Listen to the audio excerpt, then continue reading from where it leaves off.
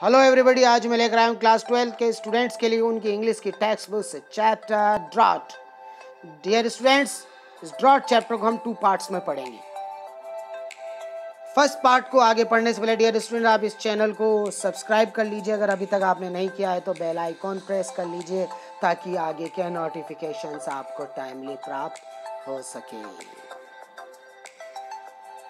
So let's start the chapter with the introduction. Sharat Chandra Chatterjee के द्वारा लिखा ये खूबसूरत चैप्टर ड्रॉट, सूखा, राजस्थान की पृष्ठभूमि से जुड़ा ये चैप्टर, जिसमें हमें बताया जा रहा है कि सूखे के दौरान एक गांव की स्थिति क्या होती है, गांव में रहने वाले किसी गरीब किसान की स्थिति क्या होती है। इस कहानी में उन्होंने हमें गफूर नामक एक कैरेक्टर के बारे में बताया है। उसका चित्रण एक अंडर स्ट्रेस व्यक्ति के रूप में किया गया। तनाव में कैसे वह सरवाइव कर रहा है और क्या वह सरवाइव कर भी पा रहा है, यही इसमें बताया गया है। ऐसी स्थिति में ह्यूमन नेचर क्या हो जाता है, कैसे वह छोटी छोटी बात पर अपना सेल्फ कंट्रोल खो देता है, यही स्टोरी की थीम है। Now start the summary of the story. ये कहानी है काशीपुर नामक एक गांव की, राजस्थान के एक गांव की, जहां का जमींदार पैसे से बहुत बड़ा लेकिन व्यवहार से बहुत छोटा। अपने क्रूर व्यवहार के चलते वह एक निर्दयी जमींदार है गांव का। कोई भी व्यक्ति उसकी क्रूरता के सामने आवाज नहीं उठा पाता। उसी गांव में एक व्यक्ति है गफूर, गरीब वीवर, जुलाहा, बुनकर, किसान है गरीब वह, लेकिन उसकी खुद की जमीन नहीं जहां वो खेती कर सके। शेयर क्रॉपर है, मजदूर किसान है वह उस गांव में अपनी छोटी बेटी के साथ रहता है जिसका नाम है अमीना। वही जानता है उस बिन मां की बच्ची को वह कैसे पालता है। गफूर के पास उसका एक पालतू बैल है जिसका नाम है महेश और उससे वह बहुत प्रेम करता है। कहानी शुरू होती है उस दिन से जिस दिन जमींदार के छोटे बेटे का जन्मदिन था। दोपहर का समय था। पुजारी जी तारक रत्न वह लैंडलॉर्ड के यहाँ पूजा करके लौट रहे हैं अपने घर की ओर। ये मई की दोपहर का समय, सूखा पड़ा उस गांव में। आसमान में कोई बादल नजर नहीं आ रहा। बरसात रहित जमीन आग उगल रही है। जब वह अपने घर की ओर जा रहे थे पंडित जी, तो रास्ते में घर आया गफूर का। वहां उन्होंने बाहर आंगन में गफूर के बैल को एक सूखे पेड़ के पास धूप में बंधे देखा तो तारक रत्न को अवसर प्राप्त हो गया गफूर को 2 बात सुनाने की। उन्होंने आवाज लगाई गफूर को और उसे फटकारा, कोसा उसे। उससे कहा कि इस प्रकार तुमने अगर ऐसे महेश को, जो कि बैल का नाम था, ऐसे धूप में तड़पने के लिए बांधे रखा तो ये मर जाएगा और इसके जिम्मेदार तुम स्वयं होगे और इसकी सजा तुम्हें मिलेगी कि एक पशु को तुमने तुम्हारी लापरवाही से मार दिया।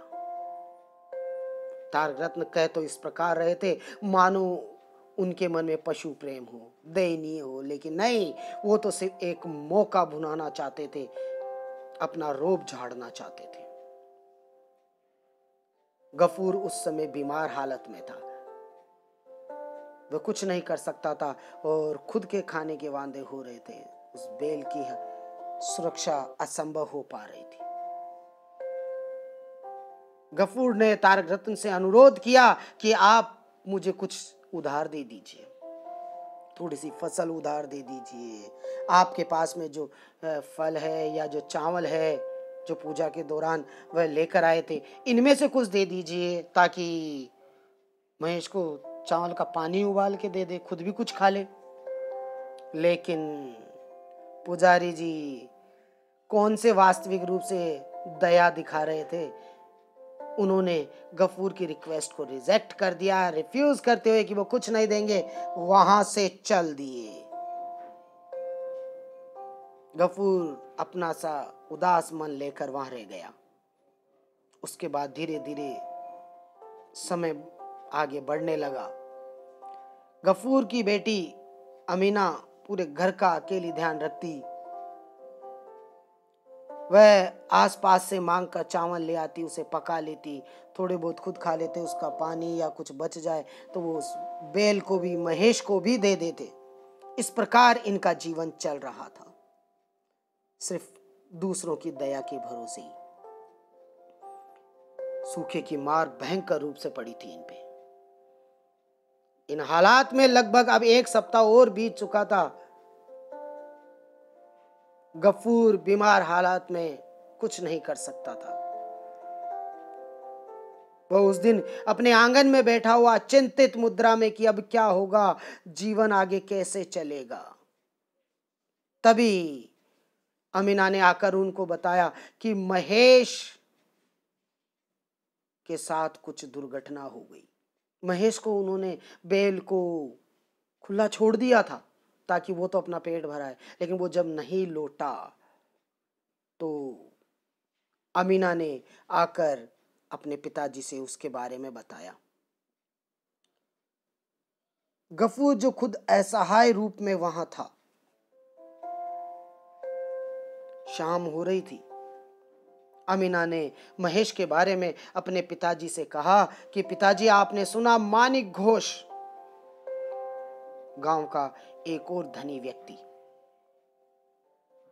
जिसके खेतों में महेश घुस गया और उसके वहां बगीचे की हालत खराब कर दी। खा लिया, जानवर था, भूखा क्या ना करता, चला गया। और मानिक घोष ने पुलिस बुलाकर महेश को उनके हवाले कर दिया और वो पुलिस वैन आई वहां पर और महेश को वहां ले गई।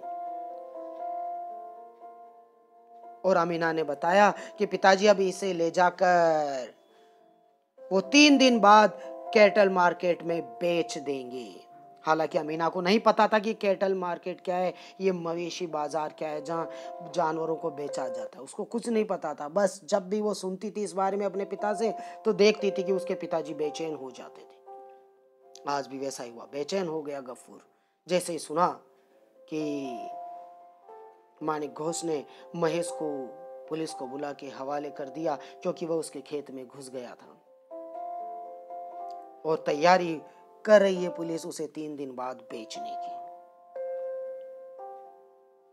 गफूर बहुत परेशान। रात के अंधेरे में गफूर चुपचाप वहां गांव के एक बंसी की शॉप पे गया और वहां जाकर, जैसा कि वो पहले भी कई बार कर चुका था, अपने घर के बर्तन गिरवी रखकर वहां से कुछ पैसे उधार ले लेता था। आज भी यही किया, जाकर 1 रुपया उधार मांग लिया ताकि वह जमानत का पैसा जमा करा के महेश को छुड़ा के ला सके।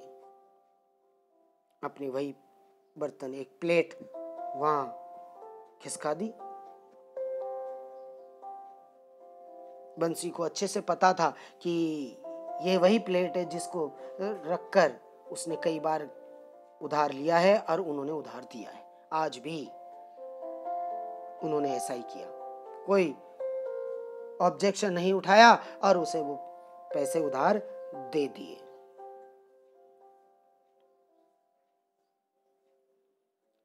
गफूर जाकर महेश को ले आया। अगले दिन महेश अपने सामान्य स्थान पर नजर आया। सुबह गफूर वहां बैठा है एक और घुटनों के बल। उसी समय एक अधिक उम्र का व्यक्ति आता है जो काफी अच्छी हालात में, धन के हालात में नजर आता है कि अच्छे धनी व्यक्ति। वह आकर अच्छे से उस बेल को, महेश को जांचता है और जांचने के बाद एक 10 रुपए का नोट गफूर की ओर कर देता है कि ये ले, इसकी कीमत पूरी। वह उसको खरीदने के लिए आया है। एक्चुअली हुआ यूं कि प्रीवियस नाइट को जब वह उसे छुड़ा के लाया था महेश को, तो रास्ते में वह व्यक्ति उससे मिल गया था और उसे खरीदने की उसने इच्छा जाहिर की। उस समय गफूर परेशान था और एडवांस में 2 रुपए उससे ले लिए थे। लेकिन अब जब सुबह काफी देर वो महेश के साथ समय बिता चुका था और उधर वह व्यक्ति जो उसको खरीदने आया था उसकी जांच करने के बाद 10 का नोट उसको दिया, तो गफूर ने मना कर दिया कि ये मेरी प्रॉपर्टी है, मैं किसी को नहीं दूंगा। उसे बेचने से गफूर ने बिल्कुल मना कर दिया कि मैं इसे नहीं बेचूंगा। और वह एडवांस जो उसने लिए थे वह 2 रुपए भी उसने वापस उसे लौटा दिए कि मैं इसे नहीं बेचूंगा। जैसी भी स्थिति होगी वह उसके साथ अपना समय बिताएगा। So students, let's stop today's lesson. ये लेसन हम कंटिन्यू करेंगे हमारे नेक्स्ट वीडियो में। हम देखेंगे कि ये हालात और क्या बदतर हो जाते हैं कि किस प्रकार महेश फिर से गफूर के लिए मुसीबत बन जाता है और इस बार वो किस तरह इस मुसीबत से बाहर निकलेगा Ghafoor. So till then, see you students. Thank you.